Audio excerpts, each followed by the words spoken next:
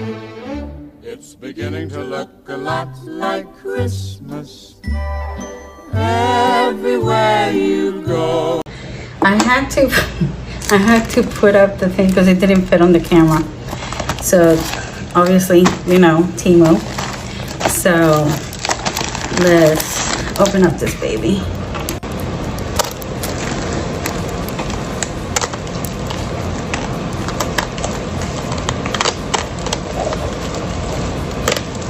Okay. Let's put this aside.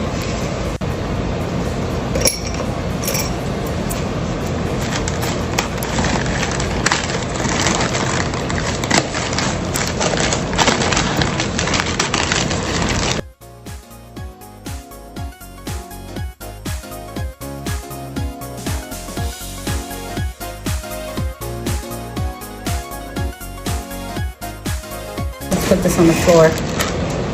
Okay, first thing first, my son and his wife are having a baby, so I decided to get her little cute outfits, you know. So she has